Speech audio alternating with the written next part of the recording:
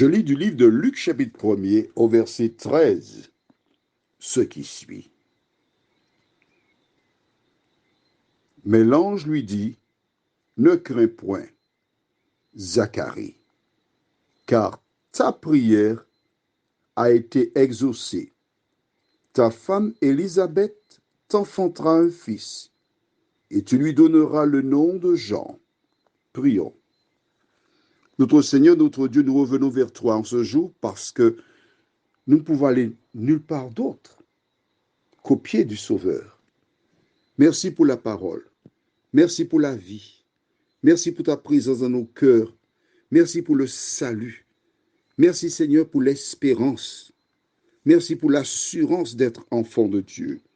Tandis que nous lisons ta parole, que le Saint-Esprit continue de nous éclairer, nous t'en prions, au nom de Jésus et pour ta gloire éternelle.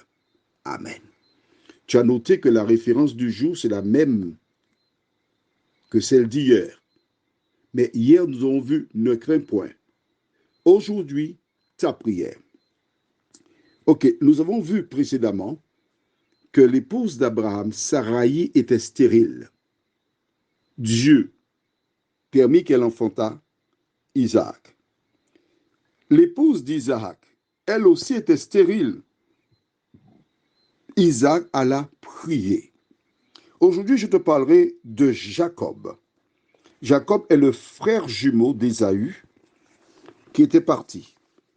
Il arriva chez son oncle Laban. À l'époque, ces mariages étaient autorisés. Et il rencontra une femme, la première qu'il vit du reste, Rachel, qui chamboula son cœur. Il tomba amoureux éperdument de cette créature. Et en arrivant, il découvre son oncle qui avait aussi une autre fille qui se prénommait Léa. Et ce coquet, parce que c'est un coquet là-bas, il fit un accord avec lui pour qu'il serve 7 ans pour Rachel. Mais le jour des noces, il glissa Léa en lieu et place de Rachel. Forcément, Léa garda le silence, parce qu'à l'époque, le père, c'était vraiment le père. Et de l'autre côté, Léa n'avait personne. Ils étaient très éloignés. Quand Jacob se rendit compte de la supercherie, il était trop tard parce qu'il avait déjà consommé le gâteau totalement.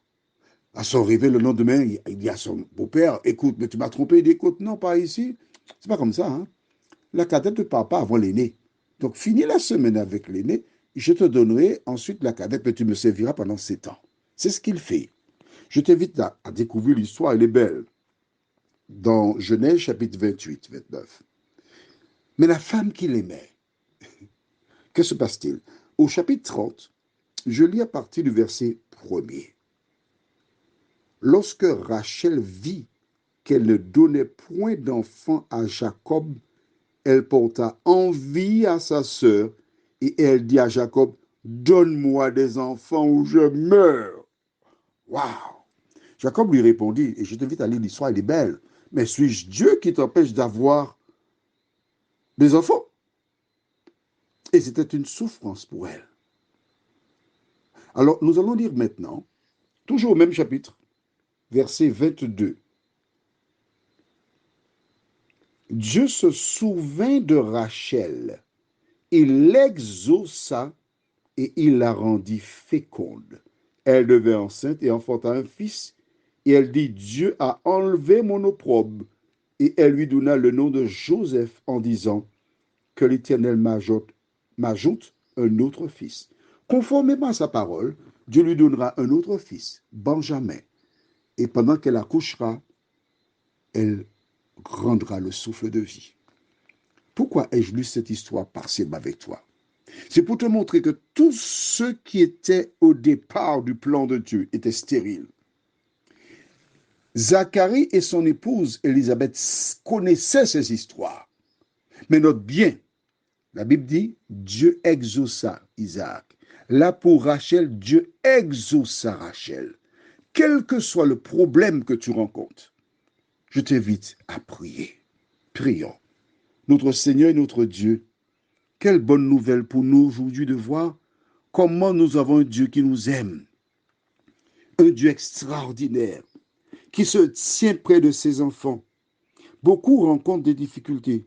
Tous nous rencontrons des difficultés. Mais beaucoup ignorent que la solution se trouve en toi. Fais de nous, Seigneur, des femmes et des hommes de prière qui comptent sur toi. Aide-nous à mettre en pratique ta parole, nous t'en prions, au nom de Jésus et pour ta gloire éternelle. Amen. Je te souhaite une bonne journée sous le regard de Dieu.